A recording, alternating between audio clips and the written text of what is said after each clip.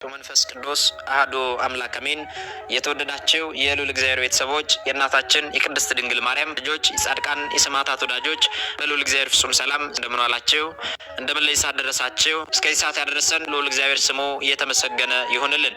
ዛሬ የምንማማረው ሰኔ 12 ቀን ገናናው መልአክ ሊቀ መላኩ ቅዱስ ሚካኤል ስለምንድን ነው የምናከብረው? ሊቀ መላኩ ቅዱስ ሚካኤል በዚህ ዕለት ምን ያደረገበት ዕለት ስለሆነ ሚካኤል ማለትን ማለት ነው መላእክት ማለት ምን ማለትን የሚለውን አጠራ አድርገን እንመለከታለን። መላእክት የሚለው ቃል መልእክተኞች፣ ተላላኪዎች፣ የእግዚአብሔርን ይቅርታ ወደ ሰው የሰውን ልመና ደግሞ ወደ እግዚአብሔር የሚያደርሱ የእግዚአብሔር ልዩ ወዳጆች ማለት ነው። ሚካኤል ማለት እንደ እግዚአብሔር ያለ ማን ነው የሚል ትርጓሜን ይሰጠናል። ቅዱስ ሚካኤል ሌሎች መጠሪያ ስሞችም አሉት። መላከ ኃይል ቅዱስ ሚካኤል ይባላል። መጋቤ ብሉይ ቅዱስ ሚካኤል ይባላል። መላከ ምክሩ ቅዱስ ሚካኤል ይባላል። መላከ ኃይል የተባለበት እግዚአብሔር በእርሱ አማካኝነት ታላላቅ ስራዎችን በመስራት ኃይሉን ስለገለጸና ዲያብሎስን ከነሰራዊቱ ስላሸነፈ ነው። መጋቤ ብሉይ የተባለበት በብሉይ ኪዳን ውስጥ ከእግዚአብሔር እየተላከ ብዙ ታላላቅ ስራዎችን የሰራ በመሆኑ ነው። መላከ ምክር ወይም ደግሞ የእግዚአብሔር የምክሩ አበጋዝ የተባለበት ነው። እግዚአብሔር የሚሰራውን ስራ ለቅዱስ ሚካኤል አማካኝነት ይሰራል ማለት ነው። ቅዱስ ሚካኤል በተራዳኢነቱ አምኖ ለሚለምነው ሁሉ ፈጥኖ በመድረስ ከሰራዊት አጋንንት ተንኮል የሚያድን መልአክ እንደሆነ በቅዱስ መጽሐፍ ላይ ተጠቅሶ እናገኛለን። ሙሴንና እስራኤልን በሲና በረሃ ኦሪት ዘጸአት ላይ ተመዝግቦልን እንደምናገኘው ኢያሱን በኢያሪኮ እንደዚሁ ኢያሱ 5 ላይ ተመዝግቦ እንደምናገኘው በትንቢተ ዳንኤል ምዕራፍ 10 ቁጥር 13 ላይ ደግሞ ከዋነኞቹ አለቆች አንዱ ሚካኤል ሊረዳኝ መጣ በማለት የቅዱስ ሚካኤልን ተራዳይነት በግልጽ ጽፎልን አስቀምጦልናል ማለት ነው። በዚህ የመጽሐፍ ቅዱስ ክፍል ላይ ታዲያ በምዕራፍ 12 ቁጥር 1 ላይ ጀምሮ ስንመለከት እንዲህ ይላል። በዚያም ዘመን ስለ ሕዝብህ ልጆች የሚቆመው ታላቁ አለቃ ሚካኤል ይነሳል በማለት ታላቅነቱን ተጽፎልን እናገኛለን። ሰኔ 12 ቀን የሊቀ መላኩ የቅዱስ ሚካኤልን ዓመታዊ ክብረ በዓል የምናከብረው በሶስት ዋና ዋና ምክንያቶች ነው። እነዚህ ምክንያቶች ምንድናቸው ስንል የመጀመሪያው በመላእክት ሁሉ ላይ አለቃ ሆኖ የተሾመበት ዕለት ነው። ሁለተኛው ምክንያት ደግሞ እናታችን ቅድስት አፎምያን ከእደ ሰይጣን ያዳነበት ዕለት ነው። ሶስተኛው ደግሞ የባህራንን የሞት ደብዳቤ ወደ ሕይወት የቀየረበት ዕለት ነው። ቅድስት አፎምያን ከእደ ሰይጣን እንዴት ነው ያዳናት? የባህራንን የሞት ደብዳቤስ እንዴት ነው የቀየረው የሚለውን ታሪኩን በጥቂቱ እንመለከታለን። እናታችን ቅድስት አፎምያ ሀገሯ ኪልቅያ ነው።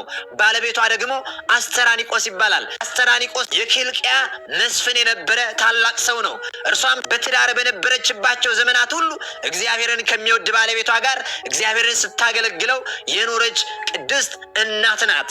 አስተራኒቆስና ቅድስት አፎምያ ወር በገባ በ29 የጌታችንን የልደቱን፣ ወር በገባ በ21 የእመቤታችን የቅድስት ድንግል ማርያምን፣ ወር በገባ በ12 የቅዱስ ሚካኤልን መታሰቢያ እያደረጉ ነዳያንን ይጎበኙ ነበረ። አስተራኒቆስ ከዚህ ዓለም የሚያርፍበት ጊዜ እንደደረሰ ባወቀ ጊዜ ይሰጡት የነበረውን ምጽዋት የሶስቱን በዓላት መታሰቢያ ማድረግ እንዳትተው ቅድስት አፎምያን አዘዛት። አስተራኒቆስ ካረፈ በኋላ ያዘዛትን መንፈሳዊ ስራ ከእርሱ ጋር ሳለች ከምታደርገው አብዝታ መስራትን ቀጠለች። ሰይጣን ለምቀኝነት አያርፍምና ደግ መነኩሴ መስሎ ከደጇ ሆኖ እናታችን ቅድስት አፎምያን አስጠራት። ወንዶች ከሆናችሁ ወደ ቤቴ እንዳትገቡ፣ ባሌ ካረፈ በኋላ ወንድ ማንም ገብቶ አያውቅም፣ ነገር ግን በረከታችሁ በእኔ ላይ ይደር። ሴቶች ከሆናችሁ ቤት ገብታችሁ ቅዱስ ሚካኤል ስዕል ፊት ጸልዩልኝ፣ ስዕሉን ተሳለሙ አለቻቸው። ስለ እኔም ጸልዩልኝ አለቻቸው። በዚህ ጊዜ ሰይጣናቱ እኛማ በነገ ጸልየናል አሏት። ቀጥሎም ደግሞ ሰይጣን እንደው አንቺ ግን ይህ ሁሉ ጾም ይህ ሁሉ ጸሎት ምን ያደርግልሻል? ሀብትሽን ሰጥተሽ መጨረሽሽስ ስለምንድን ነው? በዚያ ላይ አንቺ ስትደክሚ የሚደግፍሽ ስታረጂ የሚጦርሽ ልጅ የለሽም። ሁለተኛ ማግባት ኃጢአትን መስሎሻልን? እነ አብርሃም እነ ዳዊት ከብዙ ሴቶች ብዙ ልጆች ወልደው የለምን? ሌላ ባል አግቢ እያሉ እናታችን ቅድስት አፎምያን ይሞግቷት ጀመረ። እናታችን ቅድስት አፎምያም ታዲያ ይህን ሁሉ ዝም ብላ ከሰማቻቸው በኋላ አባ አለችው። አባ ቆብ መልካም ነበረ፣ ንግግር ግን ክፉ ነው። አትጹም ያትጽ ሁለተኛ ባል አግቢ ማለትስ ከምን አገኘው? የትኛው መጽሐፍ ላይ ተጽፎስ አገኘው? ርግቦች እንኳን ባሎቻቸው ከሞቱባቸው ከሌላ ወንድ አይቀርቡም። ታዲያ ጥንት በንጽህና ሊኖር የተፈጠረ ሰው ሁለተኛ አላገባም ቢል ዕዳ ፍዳ ሊሆንበት ነውን? ብላ ሞገተችው። የሰው ልጆች ጠላት የሆነው ሰይጣንም በመልካም አገልግሎት ስትበረታ አይቷታልና ዝም ብሎ ሊተዋት አልወደደም። እርሱ ከመጽሐፍታት እየጠቀሰ ቅዱሳንን እየጠቀሰ እነ ዳዊትንና አብርሃምን እየጠቀሰ ሊያሳምናት ሞከረ። እርሷም ደግሞ የትኛው መጽሐፍ ላይ አትጹሚ ተብሏል? የትኛው መጽሐፍ ላይ አትመጽውቱ ተብሏል? የትኛው መጽሐፍ ላይ ባል ከሞተ ሌላ ባል የግድ ማግባት አለባቸው ተብሎ ተጽፏል እያለች ካላገቡ ደግሞ የትኛው መጽሐፍ ላይ ነው ዕዳ በደል ይሆንበታል ተብሎ የተጻፈው እያለች ተሞግተው ጀመረ። በዚህ ጊዜ ሰይጣን አስመሳይ መሆኑ አላዋጣ ሲለው ማንነቱን ቀይሮ ሊያንቃት ሞከረ። የእግዚአብሔርንና የቅዱስ ሚካኤልን ስም ጠርታ አባረረችው። በመስቀል ምልክት ስታማትብ ብን ብሎ ጠፋ።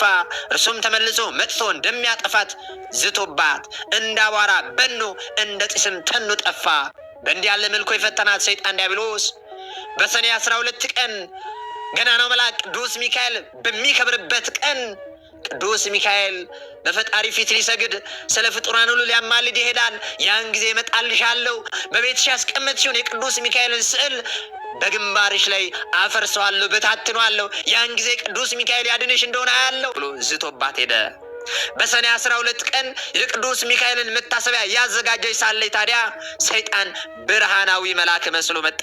ጌታችን መድኃኒታችን ኢየሱስ ክርስቶስን በገዳመ ቆሮንጦስ መጽሐፍትን እየጠቀሰ እንደተፈታተነው ሁሉ ቅድስት አፎሚያንም ለማሳመን ቢሞክርም እናታችን ቅድስት አፎሚያ ቅዱስ ሚካኤል ከሆንክ አለች፣ በትረ መስቀል የት አለ ብላ ጠየቀችው። ቅዱስ ሚካኤል ከሆንክ ይህንን ያንተ ስዕል ነውና ተሳለመው ብላ መጣችለት። በዚህ ጊዜ አልሰናከል ስትለው እርሱም ተናዶ ዘሎ አነቃት። ቅዱስ ሚካኤል ሆይ አድነኝ ብላ ተማጸነ የተጣራች። ያን ጊዜ ከሰማያት ሰማያት ወርዶ በበትረ መስቀሉ ቀጥቅጦ በጦሩ ወግቶ ሰይጣን ዲያብሎስን ድል ነስቶ እናታችን ቅድስት አፎሚያን ከእደ ሰይጣን አድኗታል። በእውነት ክብር ለአምላካችን ይሁን። ሌላኛው ደግሞ በዚህ ዕለት የባህራንን ደብዳቤ ወደ ሕይወት ቀይሮለታል ብለናል። እግዚአብሔርን የሚፈራ አንድ ሰው ነበረ። እርሱም የከበረ የሚካኤልን የበዓሉን መታሰቢያ በየወሩ በ12 ቀን ይልቁንም በሰኔ 12 እና በህዳር 12 ቀን አብልጦ ያከብር ነበረ። ታዲያ ይህንን ተግባሩን ሲያከናውን ምቀኛ አይጠፋምና በጎረቤቱ ርኅራኄ የሌለው አንድ ባለጸጋ ሰው ነበረ። ይህንን ታዲያ እግዚአብሔርን የሚፈራውን ሰው የከበረ መልአክ የሚካኤልን በዓል በሚያደርግበት ጊዜ ይጠላውና ያቃልለው፣ ለድሆችም ስለ መራራቱ ይዘባበትበት ነበረ። የሕይወቱ ዘመን ተፈጽሞ የሚሞትበትና ከዚህ ከኃላፊው ዓለም ድካም የሚያርፍበት ጊዜ ሲቀርብ የክቡር መልአክ የሚካኤልን የበዓሉን መታሰቢያ ታደርግ ዘንድ ምጽዋት ሰጪም ትሆን ዘንድ ሚስቱን አዘዛት። ከዚህ በኋላ አረፈና ገንዘው ቀበሩት። ሚስቱም ባለቤቷ ሲሞት ጸንሳ ነበረች። የመውለጃዋ ጊዜ ደርሶ ምጥ ያዛት። በታላቅ ጭንቅ ውስጥ ሆና ሳለችም ታዲያ እንዲህ ብላ ጸለየች። የእግዚአብሔር መልአኩ ሆይ ራራልኝ፣ በእርሱም ዘንድ ባለሟልነት አለህና በእግዚአብሔር ዘንድ ስለኔ ለምንልኝ እያለች ይህቺ ነፍሰ ጡር ሴት ወደ ገናናው መልአክ ወደ ቅዱስ ሚካኤል ትማጸን ጀመረ። ይህንንም ባለች ጊዜ በቤቷ ውስጥ ብርሃን በራ፣ ከችግርም ዳነች። መልኩ ውብ የሆነ ወንድ ልጅንም ወለደች። ይህ ወንድ ልጅ ሲወለድ ታዲያ የእግዚአብሔር መልእክተኛ ቅዱስ ሚካኤል ከሰማይ ወርዶ ሕፃኑን እንዲህ ብሎ ባረከው። ርኅራኄ የሌለውን የዚህን ባለጸጋ የጎረቤታቸውን ማለት ነው የዚህን ባለጸጋ ገንዘብና ሀብት ጥሪቱንም ሁሉ ይህ ሕፃን እንዲወርስ እግዚአብሔር አዟል አለ። በዚህ ጊዜ ባለጸጋው በቤቱ በአልጋው ላይ ሳለ ጌታ ጆሮውን ከፍቶለት ገናናው መልአክ ሊቀ መልአኩ ቅዱስ ሚካኤል ለዚህ ሕፃን ይህንን ሲናገር ሰማ፣ ከመልአኩ ሰማ። ይህንንም በሰማ ጊዜ ታዲያ ታላቅ ሐዘን ደረሰበት። ሕፃኑንም የሚገድልበትን ምክንያት ይፈልግ ጀመረ። ነገር ግን ክብር ይግባውና ጌታችን ይጠብቀው ነበረ። ያ ባለጸጋ ምክንያት አዘጋጅቶ የሚያገለግል ልጅ ይሆነኝ ዘንድ ልጅሽን ስጭኝ፣ እኔም እየመገብኩ እያለበስኩ አሳድገዋለሁ፣ ለአንቺም 20 ወቄት ወርቅ እሰጥሻለሁ አላት።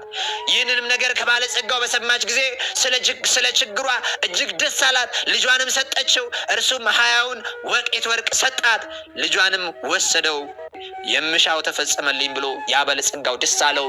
በልጁ ቁመት ልክ ሳጥን አሰርቶ ሕፃኑን በሳጥኑ ውስጥ አስገብቶ ዘጋበት።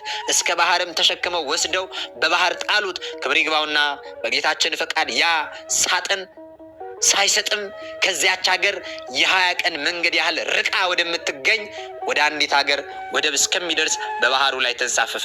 በባህሩም አካባቢ በጎቹን አሰማርቶ የሚጠብቅ አንድ ሰው ነበርና ሳጥኑን በውሃ ላይ ተንሳፎ አየው። እርሱም ከባህሩ አውጥቶ ወደ ቤቱ ወሰደው። ይህንንም ሳጥን እንዴት እንደሚከፈት ያስብ ጀመረ። ወደ ባህሩ ሄድ ዘንድ ጌታችን በልቡናው ሐሳብ አሳደረበት። ወዲያውኑ ተነስቶ ወደ ባህር ሄደ። አንድ አሳ መረብህን በእኔ ስም ጣል አለው። ለሚያዘውም አሳ ዋጋህን እኔ እሰጥሃለሁ አለ። አጥማጁም እንዳለው አደረገ። ያን ጊዜ ታላቅ አሳ ተያዘ። ዋጋውንም ሰጥቶ አሳውን ተቀበለ። አሳውንም ይዞ ወደ ቤቱ ሄደ። ለራትም ይጠብሰው ዘንድ አረደው። በሆዱም ውስጥ የዚያን ሳጥን መክፈቻ አገኘ። በልቡም ይህ መክፈቻ ይህንን ሳጥን ይከፍተው ይሆንን? እስቲ ልሞክረው አለና በሳጥኑ ውስጥ ቀዳዳውን ባስገባው ጊዜ ተከፈተ። በውስጡም ይህ ታናሽ ብላቴና ተቀምጦ አገኘው። ልጅ የለውም ነበርና ደስ አለው። ጌታችንንም አመሰገነው። ሕፃኑንም በመልካም አስተዳደግ አሳደገው። ሕፃኑም አድጎ ታዲያ ጎልማሳ ሆነ። ከብዙ ዘመናት በኋላ ያ ባለጸጋ ተነስቶ ወደዚያች ሀገር ሄደ። በመሸ ጊዜ በግ ጠባቂውን እስከ ነጋ የማድርበት ማደሪያ ባንተ ዘንድ አገኘሁንን? ኪራዩን እሰጥሃለሁ አለው። በግ ጠባቂው እንዳልክ ይሁንና እደር አለው። ባለጸጋውም በዚያ አደረ። ራት በሚቀርብበት ጊዜ ሕፃኑን ባህራን ብሎ በሚጠራው ጊዜ ባለጸጋው ሰምቶ ልጅህ ነውን ብሎ ጠየቀው። ሕፃን ሆኖ ሳለ ከባህር አግኝቼዋለሁና እግዚአብሔር የሰጠኝ ልጄ ነው ባህራን ብዬ ሰየምኩት አለው። ባለጸጋውም በምን ዘመን አገኘኸው አለው። እርሱም ከ20 ዓመት በፊት እንደሆነ ነገረው። ያን ጊዜ እርሱ ወደ ባህር የጣለው መሆኑን አውቆ እጅጉን አዘነ። በማግስቱ ጎዳናውን ሊጓዝ በተነሳ ጊዜ ሰይጣናዊ ምክንያት አመካኝቶ በግ ጠባቂውን እንዲህ አለው፣ በቤቴ የረሳሁት ጉዳይ ስላለ ልጅህን ይላክልኝ ዘንድ ስጠኝ፣ እኔም የድካም ዋጋውን 20 ወቄት ወርቅ እሰጠዋለሁ አለው። የብላቴናውም አባት ስለ ገንዘቡ ደስ ብሎ ልጁ ባህራንን ሰጠው። እንዲህም ብሎ አዘዘው፣ ልጄ ባህራን፣ ይህ የከበረ ሰው ስለ ጉዳዩ ወደ ቤቱ ይልክህ ዘንድ ና፣ ወደ ቤትህም በሰላም ትመለሳለህ፣ ተላክለት አለው። ባህራንም አባቴ ሆይ እሺ፣ በጎ ያዘዝከኝን ሁሉ አደርጋለሁ አለ። ያን ጊዜ ባለጸጋው ወደ መጋቢው እንዲህ ብሎ ደብዳቤ ጻፈ። ይህቺ ደብዳቤ በምታነባት ጊዜ ደብዳቤዋን ይዞ የመጣውን ባህራን የተባለውን ሰው ገድለ በጉድጓድ ውስጥ ጣለው፣ ማንም አይወቅ፣ በመካከላችን የምንተዋወቅበት ምልክት ይኸው ብሎ ጽፎ አሽጎ ለባህራን ሰጠው። ለመንገዱም የሚሆነውን ስንቅ ሰጠው። ባህራንም ተነስቶ ጉዞውን ጀመረ። የአንዲት ቀን ጉዞ ሲቀረው እነሆ የመላእክት አለቃ የከበረ መልአክ ሚካኤል በንጉሥ ጭፍራ አምሳል በነጭ ፈረስ ላይ ተቀምጦ አንተ ጎልማሳ የያዝከው ምንድን ነው አለው። ከአንድ ባለጸጋ የተጻፈች መልእክት ናት አለው። ያችን ደብዳቤ አሳየኝ አለው። እርሱም ስለፈራ ባህራን ደብዳቤውን ሰጠው። በዚያን ጊዜ የከበረ መልአክ ሚካኤል ያቺን የሞት ደብዳቤ መልእክት ደመሰሳት። በእርሷ ፈንታም ለውጦ እንዲህ ብሎ ጻፈባት። ይቺን ደብዳቤ ይዞ ለመጣ ባህራን ለሚባል ሰው ይቺ ደብዳቤ ደርሳ በምትነበብበት ጊዜ ልጄ ዳሩልኝ፣ በውስጥና በውጭ ያለ ንብረቴንና ጥሪቴን፣ ወንዶችና ሴቶች ባሮቼን ጠቅላላ ንብረቴንም አውርሸዋለሁና የፈለገውን ሊያደርግ ስልጣን ሰጥቼዋለሁ። እኔን አትጠብቁኝ፣ እኔ ብዙ ዘገያለሁ። የእኔ ሹም እገሌ ሆይ በእኔና በአንተ መካከል ይቺ ምልክት እነኋት ብሎ ከዚህ በኋላ አሽጎ ለባህራን ሰጠው። ቅዱስ ሚካኤል የሞቱን ደብዳቤ ወደ ሕይወት ወደ ሹመት ቀየረለት። ለባህራን ሰጠው። ወደ ባለጸጋው ቤት ሂደ ይቺን ደብዳቤ ለሹሙ ስጠው። በጎዳናም እኔ እንደተገናኘው አትንገረው፣ እንዳይገድልህም ይህን የሞት ደብዳቤ ለውጬልሃለሁ አለው። ባህራንም እሺ ጌታዬ፣ ያዘዝከኝን ሁሉ አደርጋለሁ አለ። ቀድሞ ከአባቱ ቤት ሲላክ ምንም ሳያቅማማ እሺ አደርጋለሁ ብሎ እየተላከ ያለ ባህራን አሁንም ሊቀ መላኩ ቅዱስ ሚካኤል ይህንን ሲያደርግለት እሺ ጌታዬ፣ ያዘዝከኝን ሁሉ አደርጋለሁ አለ። ባህራንም ወደ ባለጸጋው ቤት በደረሰ ጊዜ ያችን ደብዳቤ ለሹሙ ሰጠው። ባነበባትም ጊዜ በመካከላቸው ያለውን ምልክት አገኘ። አስተውሎም ምልክቱን ተመለከተና እርግጠኛ እንደሆነ አወቀ። ከዚህ በኋላ ለባህራን ሰርግ አዘጋጅቶ እንደሚገባ በቤተ ክርስቲያን ስርዓት በተክሊል የባለጸጋውን ልጅ አጋቡት። 40 ቀን ያህልም ደስታና ሐሴትን እያደረጉ ኖሩ። ከዚህ በኋላ ባለጸጋው ከሄደበት መመለሻው ጊዜ ሆኖ በደስታ የሆነውን የመሰንቆና የእንዚራ ድምፅ ሰምቶ የምሰማው ይህ ነገር ምንድነው ብሎ በአካባቢው ያሉ ሰዎችን ጠየቀ። እነርሱም ስሙ ባህራን ለተባለ ያንተን ደብዳቤ ላመጣ ጎልማሳ ሰው ልጅ ገሊትን አጋቡት። እነሆ ለ40 ቀን በሰርግ ላይ ናቸው። አንተ እንዳልክ ሁሉ ተደርጓል። ሀብትህን ንብረትን ስጡት ባልከው መሰረት ተሰጥቷል። አጋቡት እንዳልክ መሰረት አጋብተውታል ብለው ገንዘብህንና ጥሪትን ሁሉ ወንዶችና ሴቶች ባሮችን ሁሉ አንተ እንዳዘዝክ ሰጥተውታል ብለው ለዛ ባለጸጋ ነገሩት። ይህንንም በሰማ ጊዜ ደንግጦ ከፈረሱ ላይ ወደቀ። ሚካኤል እንደሆነ ያዳነው ሊገድለው የሚሻውን የባለጸጋውን ጥሪቱን ሁሉ ያወረሰውም እርሱ እንደሆነ ተረዳ። የዚህን የከበረ መልአክ የሊቀ መልአኩ ቅዱስ ሚካኤልን መታሰቢያ በየወሩ ያደርግ ዘንድ ጀመረ። ቤተ ክርስቲያንም ሰራለት። የቅዱስ ሚካኤልንም ስዕሉን አስሎ በቤተ ክርስቲያን ውስጥ አደረገው። ከእርሱም ብዙ ድንቆች ተአምራት የተገለጹ ባህራንም ቅስና ተሾሞ እስከ ዕለተ ሞቱ በዚያች ቤተ ክርስቲያን ውስጥ የሚያገለግለው ሆኖ ኖረ። በዚህ በከበረ የመላእክት አለቃ ሚካኤል አማላጅነት ከእናቱና ከአባቱ ከልጆቹም ጋር የዘላለም ሕይወትን ወረሰ። ቅዱስ ሚካኤል ለፍጥረት ሁሉ የሚራዳና የሚያዝን የምህረት የሰላም መልአክ ነው። ስለዚህ ዛሬ የተሾመበት ዕለት እንደሆነ በድርሳኑ ላይም ተመዝግቦ እናገኛለን። በፈቃድ እግዚአብሔር ዲያብሎስን ተዋግቶ ያሸነፈበት ዕለት ነው። ይህ ዕለት ዲያብሎስ አምላክነትን ሽቶ የወደቀበት ዕለት ክብር ይግባውና እግዚአብሔር በዚች ዕለት የመላእክት አለቃ ቅዱስ ሚካኤልን ከወገኖቹ ከመላእክት ሁሉ በላይ አድርጎ አክብሮ ሾሞታል ማለት ነው። ስለዚህ ዛሬ ስለምንድን ነው የምናከብረው ስንል አጠር አድርገን ታሪኩን ተመለከትን። የምንማማራቸውም መንፈሳዊ አስተምሮች ወደ እናንተ እንዲደርሱ ሰብስክራይብ አድርጋችሁ የደወል ምልክቱን መጫን ይኖርባችኋል። ወስብሐት ለእግዚአብሔር ወለወላዲቱ ድንግል ወለመስቀሉ ክቡር። ይቆየን። እንዴት እንደተጨነቃችሁ 10 ደቂቃ